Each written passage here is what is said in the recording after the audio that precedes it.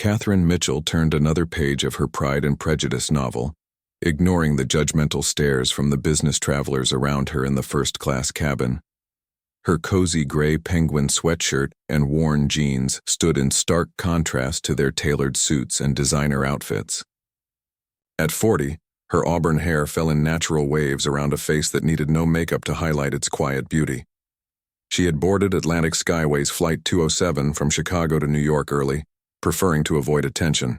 The flight attendant, Melissa, had greeted her with a subtle, "Welcome aboard, Mrs. Mitchell," quiet enough that only Catherine could hear. They shared an understanding built over years. Discretion was appreciated. As the first-class cabin filled with executives, lawyers, and financial professionals, their conversations about million-dollar deals and summer homes in the Hamptons drifted around Catherine. She remained content in her bubble of Regency England until a deep voice interrupted her. "Excuse me, I believe you're in my seat." Catherine looked up to see a silver-haired man in his late 50s wearing an expensive suit and a Patek Philippe watch. She softly replied, "I don't think so," and reached for her boarding pass. 13A, that's what I have. The man examined her pass, then his own. "My mistake," he said without sounding apologetic. 13B, I'm next to you." As he settled in, Catherine noticed his eyes lingering on her sweatshirt with obvious disdain. "Walter Kingsley," he introduced himself, extending a manicured hand. "Kingsley Financial. And you're?" "Catherine," she replied with a polite smile, accepting his handshake but offering no last name or company affiliation. Years of experience had taught her the value of anonymity. "First time in first class?" Walter asked with a smirk playing at the corners of his mouth. Catherine tilted her head slightly. "No, I fly quite regularly." "Well, it's just that most people dress for the experience," he said, gesturing to her attire. "You know, out of respect." Before Catherine could respond, a younger businessman across the aisle snorted quietly. His eyes met Walter's in shared male camaraderie built on mutual disdain. "Some people just get lucky with upgrades," the younger man said loudly enough for Catherine to hear. "The airlines are practically giving away first class these days." Catherine simply smiled and returned to her book. Her mother had taught her the grace of silence when faced with rudeness. Besides, Mr. Darcy's latest misadventure was far more interesting than the limited imaginations of men like Walter Kingsley. The flight was scheduled to take under 2 hours if the weather held. Catherine had chosen this particular flight because she knew the pilot, Captain Reynolds, was one of their best. Her husband, Robert, trusted him implicitly, and in matters of aviation, Catherine always deferred to her husband's judgment. Today had been a rare opportunity, a chance to fly home alone after visiting her sister in Chicago. Robert had stayed in New York, caught in the endless meetings that came with running Atlantic Skyways. Just take the company plane, he'd suggested, but Catherine had refused. There was something about traveling anonymously that she cherished, a freedom to be herself without the weight of the Mitchell name. As the last passengers boarded, Catherine caught fragments of conversation from the 3 businessmen seated behind her. "Can you believe what's happening with Atlantic Skyway stock? Up 17% this quarter. Robert Mitchell knows what he's doing. When he bought that failing airline, everyone thought he was crazy. The man's a genius. I'd give anything for a meeting with him." Catherine smiled into her book. If only they knew. When the seatbelt sign dinged off, Catherine remained immersed in her reading as the cabin buzzed with activity. Across the aisle, a group of 4 executives had formed an impromptu meeting, discussing quarterly projections and market predictions with the confidence of men accustomed to being right. "What do you do, Catherine?" Walter asked, closing his laptop momentarily. His tone suggested a question born more of boredom than genuine interest. "I'm in philanthropy," she answered, marking her page. It wasn't a lie. She did oversee the Mitchell Foundation's charitable activities, but it wasn't the whole truth either. "Ah," Walter replied, his interest visibly waning. "One of those nonprofits? Saving the whales? Feeding the poor?" His dismissive wave encompassed apparently all worthy causes in one gesture. "Something like that," Catherine said with a smile. "Though the penguins are my particular favorite." She pointed to her sweatshirt. The man across the aisle, who had introduced himself earlier to Walter as James Peterson of Goldman Sachs, leaned in. Sounds like a hobby more than a career. Some of us work for a living, Walter added. The men, sharing a knowing chuckle. Catherine merely nodded, returning to her novel. 15 years of marriage to Robert had taught her that certain people only recognized worth when it came with dollar signs and titles. These men wouldn't understand the joy she found in helping Robert manage their foundation's $300 million endowment, directing funds to causes that actually changed lives. As the flight attendants began the first-class meal service, Catherine noticed the familiar faces. Most of the crew on this route knew who she was, though they maintained the professional discretion she appreciated. Melissa approached with a warm smile. "Would you care for the salmon or the steak, ma'am?" "The salmon, please," Catherine replied. "And for you, sir?" Melissa turned to Walter. "Steak, medium rare, and I'll have a scotch, neat. You do have Macallan 18, don't you? I won't accept anything less." His tone had shifted, pompous and demanding. Melissa's smile remained professionally fixed. "Of course, sir." As she moved away, Walter leaned toward James across the aisle. "That's how you handle the staff. They need to know who's in charge." James nodded in agreement. "First class is a statement. If you can't afford the lifestyle, stay in economy where you belong." Catherine took a sip of water, her eyes still on her book. She'd encountered countless Walter Kingsleys over the years, men who measured their worth by how well they could dominate a room, a conversation, a flight attendant. "Excuse me," a woman's voice interrupted. It was the passenger seated behind Walter, a sharply dressed executive in her 50s. "Some of us are trying to work. Could you keep it down?" Walter turned, prepared to deliver a withering response, then stopped short when he recognized her. "Diana Winters from Capital?" "Yes," she replied coolly. "Walter Kingsley. We met at the Henderson merger last year." He extended his hand, all smiles now that he recognized her position. "I remember," Diana said, not sounding particularly impressed. Her eyes drifted to Catherine, taking in the sweatshirt and casual demeanor with obvious puzzlement. "Forgive me, but aren't you—" Catherine gave an almost imperceptible shake of her head. Diana caught it, her eyes widening slightly before a knowing smile crossed her face. "Never mind," Diana finished, settling back in her seat. Walter glanced between them, suspicion etched on his features. "You two know each other?" "Not exactly," Catherine replied, returning to her book. The meal service continued. Walter made a show of sending his steak back, claiming it was overcooked, while loudly explaining to James how a proper steak should be prepared. Catherine ate quietly, enjoying the salmon and ignoring the increasingly obnoxious conversation beside her. "So tell me, Catherine," Walter said, cutting into his second steak, "how does someone in philanthropy afford first class? Boyfriend? Husband? Or did you just get lucky with an upgrade?" Before she could answer, the plane shuddered slightly, hitting a patch of turbulence.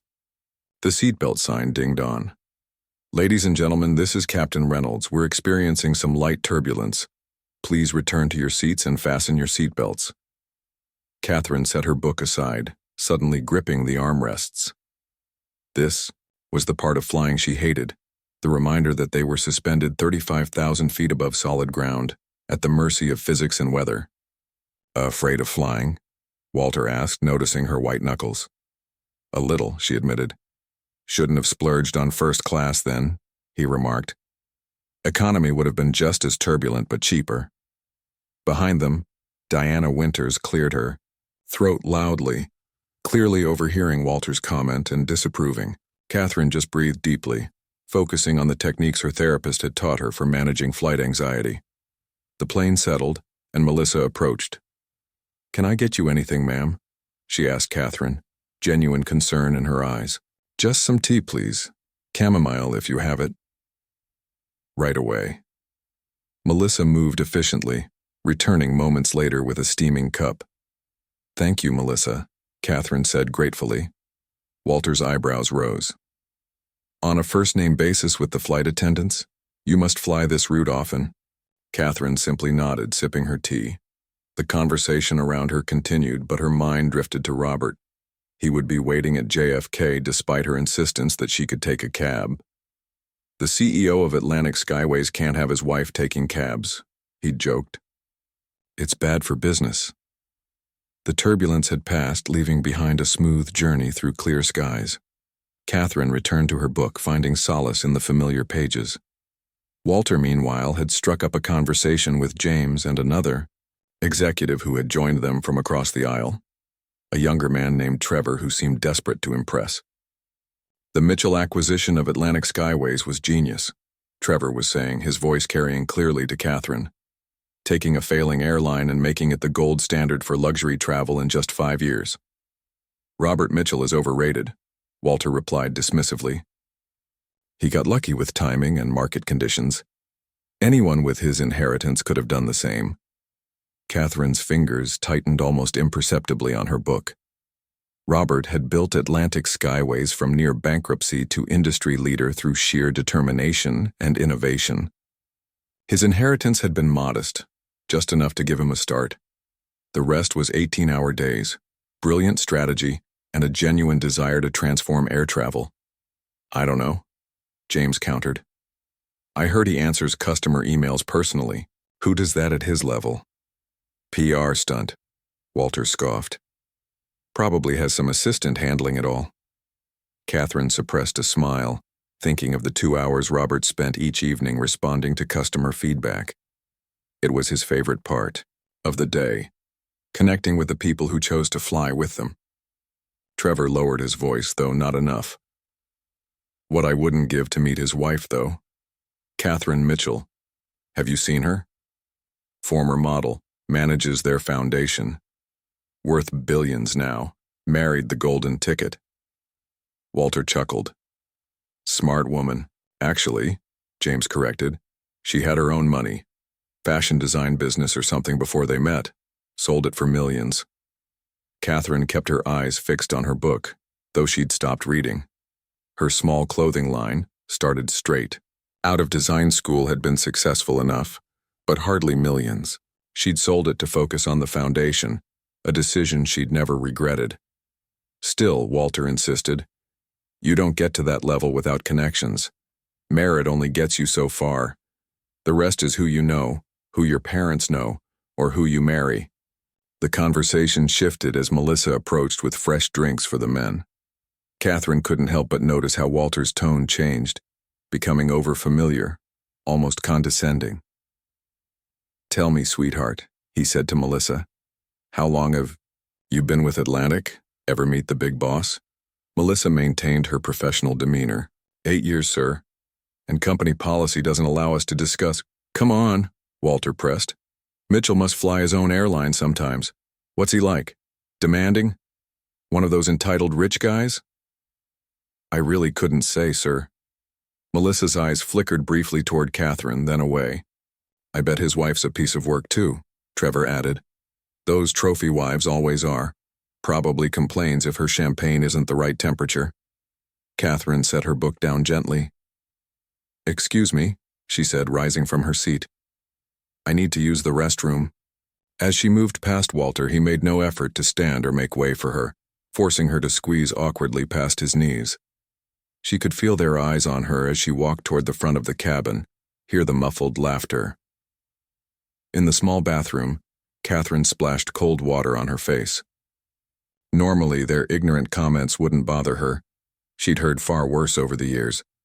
But today, after a week of missing Robert, dealing with her sister's health scare, and the stress of flying, her patience was wearing thin. When she returned to her seat, Walter and his newfound friends were comparing watches, Walter's Patek, James's Rolex, and Trevor's Breitling, each trying to one-up the others. That's what separates us from them, Walter was saying, gesturing vaguely toward the economy section. Understanding the value of quality, of status. First class isn't just a wider seat, it's a mindset. His eyes fell on Catherine as she retook her seat. Don't you agree, Catherine? Though I suppose in your line of work, luxury isn't exactly a priority. His gaze pointedly took in her sweatshirt again. I believe comfort is more important than status, she replied evenly. says someone in a penguin sweatshirt. Trevor snickered. Walter leaned closer, his voice dropping to a mock whisper. A word of advice. If you want to be taken seriously in first class, dress the part. This isn't the bus. Diana Winters, who had been silently observing from her seat behind them, suddenly spoke up. Perhaps she doesn't need a costume to validate her worth, gentlemen. Walter turned, his expression cooling. Just making conversation, Diana. No, Diana replied. You're being condescending to someone you know nothing about. Catherine shot Diana a grateful look. The older woman nodded slightly, then returned to her work. Walter seemed ready to respond when the captain's voice came over the intercom. Ladies and gentlemen, this is Captain Reynolds speaking. We're beginning our initial descent into New York. We've been notified of a slight delay at JFK, so we'll be entering a holding pattern for approximately 20 minutes. Flight attendants, please prepare the cabin for landing. Catherine's hand instinctively went to her phone. 20 minutes meant Robert would be waiting longer. She sent him a quick text. Minor delay. Don't wait if you need to get back to the office. His response came seconds later. Nothing more important than picking up my wife. See you soon. Love. The simple message brought a smile to her face, reminding her why none of this mattered. Not Walter's judgments, not the snickers, not the assumptions. In 20 minutes, she'd be with the one person who had never cared what she wore, only who she was. The plane circled lazily above the sprawling metropolis of New York City, caught in the holding pattern that was all too familiar to frequent flyers. Below them, the iconic skyline stretched out like a miniature model, the afternoon sun glinting off glass and steel. They need to fix these delays, Walter complained, checking his Patek Philippe for the third time in as many minutes. Time is money, and Mitchell is wasting both. I'm sure Robert Mitchell isn't personally responsible for JFK's air traffic, Catherine remarked, unable to stop herself. Walter raised an eyebrow. First name basis with the CEO? What are you, a stalker fan? Trevor and James chuckled, clearly enjoying Catherine's discomfort. I've met him, Catherine said, simply returning to her book. Right, Walter snorted. And I've had tea with the Queen. Diana Winters leaned forward again. Gentlemen, your conversation is not only unprofessional, but embarrassingly uninformed. Walter twisted in his seat, irritation crossing his features. What's your problem, Diana? Defending the help now? The help?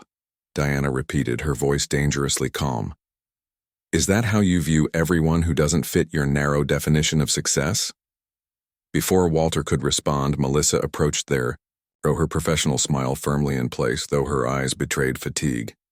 We'll be landing shortly, folks. Mr. Kingsley, there's a message for you from the ground staff. She handed Walter a folded piece of paper.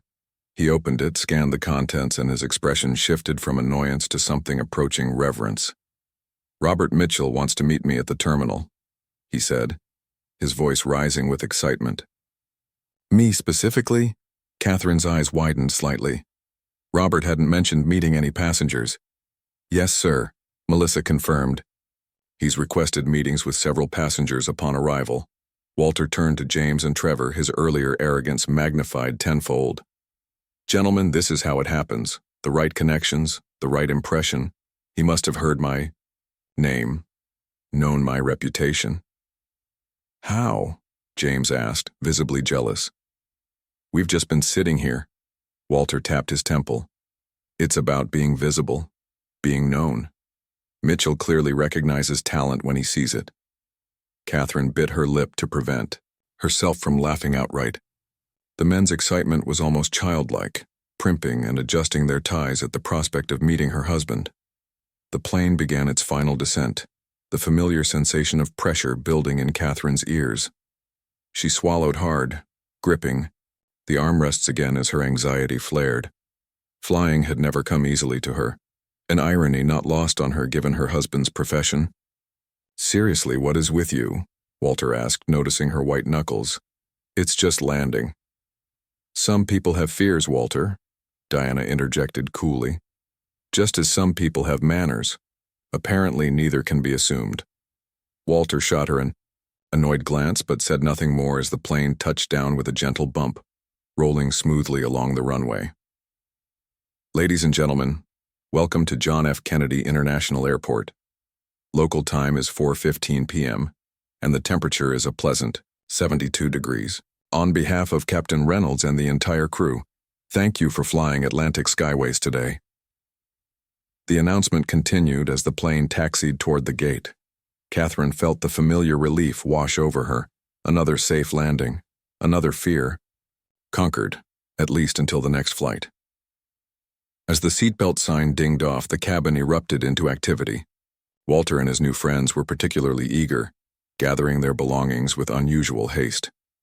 "Don't want to keep Mitchell waiting," Walter explained, straightening his tie. "First impressions and all that." "Of course," Catherine replied, taking her time. She knew Robert would wait. The plane docked at the gate and the door opened with a hydraulic hiss. First-class passengers were invited to disembark. Catherine held back, letting Walter and the others rush ahead, their excitement palpable. As she stepped into the jet bridge, Melissa pulled her aside gently. "Mrs. Mitchell, your husband is waiting in the VIP lounge. He asked me to escort you." "Thank you, Melissa, but I think I'll go the regular way today." Catherine smiled, a mischievous glint in her eye. "I believe a certain group of gentlemen are about to learn an important lesson." Melissa's professional composure cracked slightly, a genuine smile breaking through. "I believe they are, ma'am." Catherine walked slowly through the terminal, deliberately staying within eyesight of Walter and his group. They had gathered near the exit gate, clearly looking for someone important, straightening their suits and checking their appearances. Then, she saw him, Robert Mitchell, her husband of 15 years, standing tall in a simple navy suit, no tie, his silver-streaked dark hair slightly tousled. At 45, he still had the same effect on her as the day they met. He was scanning, the crowd looking for her. Their eyes met, and his face lit up with a smile that never failed to warm her heart. As she walked toward him, she noticed Walter and the others watching, clearly wondering who this newcomer was and whether this was the Robert Mitchell they were expecting. Catherine reached Robert, stepping into his warm embrace, feeling the familiar comfort of his arms around her. "Hello, love," he murmured into her hair. "How was your flight?" "Enlightening," she replied, turning slightly so she could see Walter's face. The realization was dawning on him, his expression morphing from confusion to shock as he connected the dots. The woman in the penguin sweatshirt, the casual confidence, the first-name reference to Robert Mitchell. Robert kept his arm around Catherine's waist as he looked over at the gaping executives. "Gentlemen," he said pleasantly, "I understand you've had the pleasure of my wife's company during your flight." Walter Kingsley's face had drained of all color, his mouth opening and closing like a fish out of water. Beside him, Trevor and James stood frozen, their expressions caught between horror and disbelief. "Your wife," Walter finally managed, his voice barely above a whisper. "Catherine Mitchell," Robert confirmed, his tone pleasant but his eyes hard as steel. "I believe you've been sharing her company for the past 2 hours." Catherine watched the realization ripple through them, the mental calculations, the retracing. Of every word they had spoken during the flight, every dismissive glance, every condescending remark. "Mrs. Mitchell," Trevor stammered, we had no idea. Your sweatshirt, my favorite," Catherine interjected calmly. "A gift from my husband." She gently touched the row of embroidered penguins, comfort over pretense every time. Diana Winters approached, extending her hand to Robert. "Diana Winters, Frost Capital. Your wife handled herself with remarkable grace today, Robert. You should be proud." "I always am," Robert replied, shaking her hand warmly. "Good to see you again, Diana. How's Edward? Recovering well from the surgery?" "Thank you for asking, and for the flowers." Walter seemed to be recalibrating, his business instincts kicking in despite his mortification. He thrust his hand forward. "Walter Kingsley, sir. Kingsley Financial. It's an honor to meet you. Your wife and I were just having a fascinating discussion about first-class travel." Robert's eyebrow rose slightly as he regarded Walter's outstretched hand. "Were you? Catherine texted me some highlights." He didn't accept the handshake, instead checking his watch. "Gentlemen, if you'll excuse us, I've arranged a private car for my wife. Of course, James said quickly, pulling Walter back slightly. Again, Mrs. Mitchell, please accept our apologies for any misunderstandings. Catherine simply nodded, her arm linked through Robert's as they turned to leave. A few steps away, she paused and looked back. Mr. Kingsley, she called softly. Walter's head snapped up, hope flashing briefly across his features. Perhaps a chance at redemption. Your watch is beautiful, but it's running 3 minutes fast. She tapped her own wrist, where a simple silver timepiece gleamed. You might want to get that adjusted. Without waiting for a response, she and Robert continued toward the exit, leaving behind 3 stunned executives and 1 quietly amused Diana Winters. You heard everything? Catherine asked as they walked. Enough, Robert replied, his jaw tightening slightly. Melissa sent me texts.